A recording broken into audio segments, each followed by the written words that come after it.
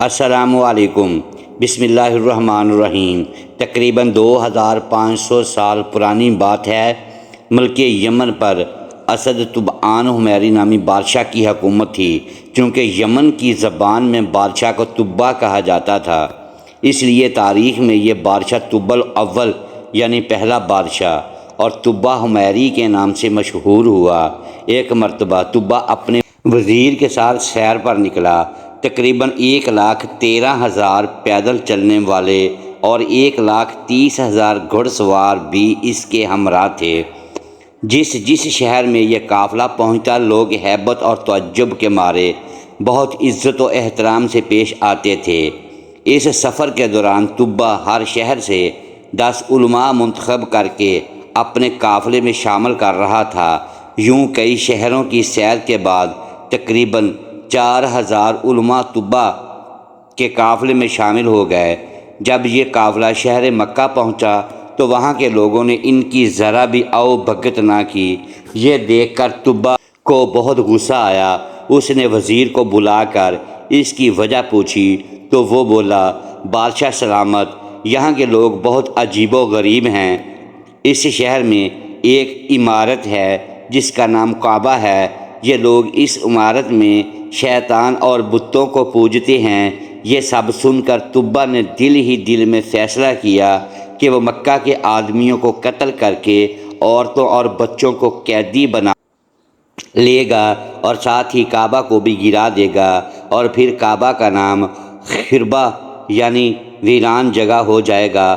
خدا کا کرنا یہ ہوا کہ یہ خیال آتے ہی طبع کے سر میں شدید درد شروع ہو گیا، جبکہ اس کی آنکھ، کان، ناک اور منہ سے بدبودار پانی بہنے لگا، جس کی وجہ سے اتنی سڑاند پیدا ہو گئی کہ طبع کے پاس ایک لمحہ ٹھہرنا کسی عذاب سے کم نہ تھا۔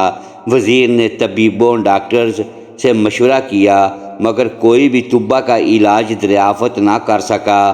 طبیبوں کا کہنا تھا کہ یہ کوئی آسمانی معاملہ لگتا ہے جس کو ٹالنا ہمارے بس کی بات نہیں ہے۔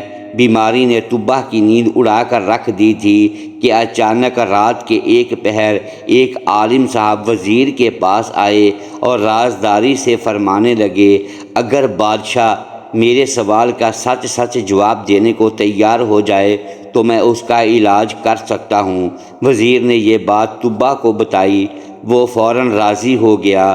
چنانچہ جب عالم صاحب طبع کے پاس پہنچ گئے، جہاں ان دونوں کے علاوہ کوئی نہ تھا، تو انہوں نے پوچھا، بادشاہ سلامت، سچ سچ بتاؤ، کعبہ کے متعلق تمہارے دل میں کیا بات ہے؟ طبع جو بیماری کی وجہ سے مکمل نڈھال تھا، فوراً اپنے برے ارادے عالم صاحب کو بیان کرنے لگا، جسے سن کر وہ بولے، تمہاری بیماری کی وجہ یہی بری نیت ہے۔ یہ بات یاد رکھو کہ کعبہ کا مالک چھپی باتوں کو بھی جان لیتا ہے، اس لیے اپنے دل سے برے خیالات نکال دو، اسی میں تمہارا بھلا ہے۔ طبع مرتا کیا نہ کرتا، فوراً برے ارادوں سے تائب ہو گیا، اور ابھی عالم صاحب گئے بھی نہ تھے کہ وہ بالکل ٹھیک ہو گیا۔ عالم صاحب کی بات اپنی آنکھوں سے درست ہوتی دیکھ کر طبع رب پاک پر ایمان لے آیا اور دین ابراہیمی پر قائم ہو گیا۔ پھر اس نے کعبہ کی تعظیم کے لیے 7 غلاف بھی تیار کروائے۔ اس سے پہلے کبھی کسی نے کعبہ پر غلاف نہیں چڑھایا تھا۔ اس کے بعد طبع شہر مکہ کے رہنے والوں کو کعبہ کی حفاظت کا حکم دے کر مدینہ سے تشریف لے گئے۔ مدینہ شریف میں ان دنوں آبادی نہ تھی، پانی کا ایک چشمے کے علاوہ یہاں زندگی کے کوئی آثار نہیں تھے۔ طبع کے قافلے نے وہاں پہنچ کر اسی چشمے کے پاس پڑاؤ ڈالا۔ یہاں قیام کے دوران تقریباً 4,000 علماء کا آپس میں ایک مشورہ ہوا، جس کے بعد ان میں سے 400 علماء نے یہ فیصلہ کیا کہ وہ جب تک زندہ ہیں کسی قیمت پر اس جگہ یعنی مدینہ طیبہ کی سرزمین کو چھوڑ کر نہیں جائیں گے، چاہے طبع انہیں جلا ڈالے یا مار ڈالے۔ طبع کو یہ بات پتہ چلی تو وہ بہت حیران و پریشان ہوا۔ اس نے وجہ معلوم کرنے کے لیے وزیر کو بھیجا تو علماء نے فرمایا، ایک نبی صلی اللہ علیہ وآلہ وسلم تشریف لائیں گے جن کا نام محمد ہوگا، ان کی وجہ سے کعبہ اور مدینہ طیبہ کو عزت نصیب ہوگی۔ وہ حق کے امام ہوں گے، ذوالفقار نامی ان کی تلوار ہوگی، اونٹنی پر سواری فرمائیں گے، منبر پر کھڑے ہو کر لاٹھی ہاتھ میں لیے خطبہ ارشاد فرمائیں گے، قرآن عطا کر کے ان کی شان کو اور بڑھایا جائے گا، اور جب قیامت کا دن ہوگا تو ان کے سر پر حمد کا تاج اور ہاتھ میں حمد کا جھنڈا ہوگا۔ وہ لوگوں کو لا الہ الا اللہ کی دعوت دیں گے۔ ولادت شریف شہر مکہ میں ہوگی اور ہجرت سے مدینہ منورہ کو نوازیں گے۔ وہ شخص یقیناً سعادت مند ہوگا جو ان کے زمانے میں ہوگا اور ان پر ایمان لائے گا۔ اسی لیے ہم اس امید پر یہاں مرتے دم تک رہنا چاہتے ہیں کہ یا تو ہمیں محمد مصطفیٰ صلی اللہ علیہ وآلہ وسلم کے دربار گوہر بار کی حاضری نصیب ہو جائے یا ہماری اولاد اس سعادت سے بہرہ مند ہو جائے۔ وزیر کی زبانی ماجرا معلوم ہونے کے بعد طبہ نے سوچا کیوں نہ میں بھی ان 400 علماء کے ساتھ 1 سال تک یہیں ٹھہر جاؤں، ہو سکتا ہے اس عرصہ میں محمد مصطفیٰ صلی اللہ تعالیٰ علیہ وسلم کا دیدار نصیب ہو جائے۔ اس خیال سے طبہ نے بھی وہیں قیام کر لیا اور 400 علماء کے رہنے کے لیے 400 گھر بنوائے، ان کی شادیاں کروائیں اور خوب مال و دولت بھی دیا۔ 1 سال انتظار کے بعد جب طبہ کا وہاں سے جانے کا ارادہ ہوا تو اس نے بارگاہ رسالت میں پیش کرنے کے لیے ایک خط لکھا جس کا عنوان اور مضمون کچھ یوں تھا: طب الاول الحمیر بن وردہ کی طرف سے دو جہاں کے رب کے رسول اور سب سے آخری نبی محمد بن عبداللہ صلی اللہ علیہ وآلہ وسلم کی طرف، یہ خط اللہ کی امانت ہے، جس کو ملے وہ اس کے مالک تک پہنچائے۔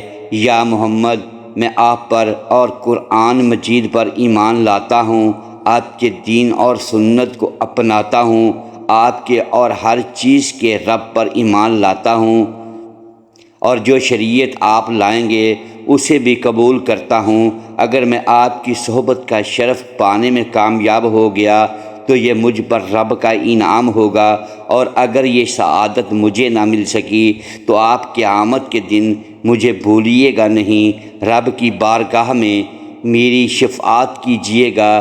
میں آپ کا فرما بردار امتی ہوں اور تشریف آوری سے قبل ہی آپ کی پیروی کرنے والا ہوں۔ میں آپ اور آپ کے والد ابراہیم علیہ السلام کے دین پر ہوں۔ یہ خط لکھنے کے بعد طبہ نے اس پر اپنی سنہری مہر لگائی جس پر یہ عبارت نقش تھی، یعنی پہلے اور بعد حکم اللہ ہی کا ہے، اور اس دین ایمان والے اللہ کی مدد سے خوش ہوں گے۔ پھر جن عالم صاحب نے طبہ کی اصلاح کی تھی، طبہ نے یہ خط انہی کے سپرد کر دیا اور وصیت کی کہ اگر آپ کی محمد صلی اللہ تعالیٰ علیہ وآلہ وسلم سے ملاقات ہو تو یہ خط ان تک پہنچائیں، اور اگر ملاقات نہ ہو تو آپ کی اولاد یا اولاد کی اولاد اس خط کو بحفاظت بارگاہ رسالت میں پہنچائیں۔ اس کے بعد طبہ مدینہ منورہ سے ہند کے شہر غلسان چلا گیا اور وہاں اس کا انتقال ہو گیا۔ طبہ کے انتقال سے تقریباً 1000 سال بعد مکی مدنی آقا صلی اللہ علیہ وآلہ وسلم کی ولادت باسعادت ہوئی۔ 3 سال مکہ مکرمہ کو نوازنے کے بعد پیارے آقا صلی اللہ علیہ وآلہ وسلم نے مدینہ منورہ کی طرف ہجرت کرنے کا ارادہ فرمایا۔ اس ہجرت میں مسلمانوں کی مدد کرنے والے مدینہ شریف کے مسلمانوں کو انصار کہا جاتا تھا۔ یہ انصار انہی 400 علماء کی اولاد سے تھے اور 1000 سال سے نسل در نسل خط کی حفاظت کرتے آ رہے تھے۔ جب انصار کو حضور انور صلی اللہ تعالیٰ علیہ وآلہ وسلم کی مدینہ شریف تشریف آوری کا ارادہ معلوم ہوا تو ان میں خوشی کی لہر دوڑ گئی۔ انہوں نے بارگاہ رسالت میں طبہ کا خط پہنچانے کے لیے آپس میں مشاورت کی۔ اس مجلس مشاورت میں صحابی رسول حضرت سیدنا عبد الرحمن بن عوف رضی اللہ تعالی عنہ بھی تھے، جو مکہ سے ہجرت کر کے یہاں پہنچے تھے۔ انہوں نے مشورہ دیا کہ کسی بااعتماد آدمی کو یہ خط دیا جائے جو بحفاظت اسے بارگاہ رسالت میں پہنچا سکے۔ چنانچہ وہ خط ابو لیلہ انصاری کے سپرد کر دیا گیا، جو بعد میں ایمان لے آئے تھے۔ اس کے بعد ابو لیلہ انصاری خط لے کر مکہ جانے والے راستے پر نکل پڑے۔ سفر کے دوران جب قبیلہ بنو سلیم پہنچے تو وہاں پیارے آقا صلی اللہ تعالیٰ علیہ وآلہ وسلم جلوہ گر تھے۔ ابو لیلہ انصاری آپ صلی اللہ تعالیٰ علیہ وسلم کو نہیں پہچانتے تھے۔ آپ صلی اللہ تعالیٰ علیہ وسلم نے جیسے ہی ابو لیلہ انصاری کو دیکھا تو پکارا، انت ابو لیلہ، یعنی تم ابو لیلہ ہو؟ عرض کی جی ہاں۔ یہ سن کر آپ صلی اللہ تعالیٰ علیہ وسلم نے غیب کی خبر دیتے ہوئے ارشاد فرمایا، وَمَعَكَ الْكِتَابَ طُبَّ الْأَوَّلِ، تمہارے پاس ہی طب الاول کا خط ہے۔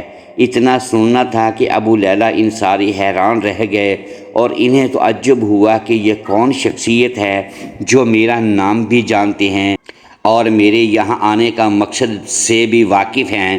اس لیے عرض کی، آپ کون ہیں؟ فرمایا، میں ہی محمد ہوں، خط لاؤ۔ یہ سن کر ابو لیلہ انصاری نے اپنا تھیلا کھولا اور طبہ بادشاہ کا تقریباً 1000 سال پرانا مہر لگا ہوا خط بارگاہ رسالت میں پیش کر دیا۔ نبی کریم صلی اللہ تعالیٰ علیہ وسلم نے حضرت سیدنا صدیق اکبر رضی اللہ تعالیٰ عنہ کو خط پڑھ کر سنانے کا حکم دیا۔ جب خط سنا دیا گیا تو آپ صلی اللہ تعالیٰ علیہ وسلم نے 3 بار فرمایا، یعنی نیک بھائی کو خوش آمدید، نیک بھائی کو خوش آمدید، نیک بھائی کو خوش آمدید۔ اس کے بعد آپ صلی اللہ تعالیٰ علیہ وسلم نے ابو لیلہ انصاری کو مدینہ شریف کی طرف لوٹ جانے کا حکم دے دیا۔ ابو لیلہ انصاری جب مدینہ منورہ پہنچے تو انہوں نے بارگاہ رسالت میں خط پہنچانے کی روداد سنائی، جسے سن کر لوگوں نے اپنی استطاعت کے مطابق ابو لیلہ انصاری کو انعام و کرام سے نوازا۔ اس کے بعد جب مدنی آقا صلی اللہ تعالیٰ علیہ وسلم نے طلع البدر علینا کی صداؤں میں مدینے کی سرزمین پر قدم رکھ کر اسے ہمیشہ کے لیے مدینہ طیبہ بنایا تو ہر قبیلہ چاہتا تھا کہ آپ صلی اللہ تعالیٰ علیہ وسلم ان کے ہاں قیام فرمائیں، مگر آپ صلی اللہ تعالیٰ علیہ وسلم نے فرمایا، میری اونٹنی کو چھوڑ دو، جہاں خدا کا حکم ہوگا یہ وہاں رک جائے گی۔ چنانچہ اونٹنی چلتے چلتے صحابی رسول حضرت سیدنا ابو ایوب انصاری رضی اللہ تعالیٰ عنہ کے گھر کے آگے رک گئی۔ آپ رضی اللہ تعالیٰ عنہ انہی عالم صاحب کی اولاد میں سے تھے جنہوں نے طبہ کی اصلاح کی تھی، اور آپ کا مکان وہی مکان تھا جو طبہ نے خاص پیارے آقا صلی اللہ تعالیٰ علیہ وسلم کے لیے بنوایا تھا۔ امید ہے ناظرین یہ ویڈیو آپ کو پسند آئی ہوگی۔ اگر پسند آئے تو اسے لائک کیجیے اور اپنے اس چینل کو سبسکرائب کر لیں اور بیل آئیکن پریس کر دیں تاکہ ایسی اسلامک ویڈیو آپ تک پہنچ سکے۔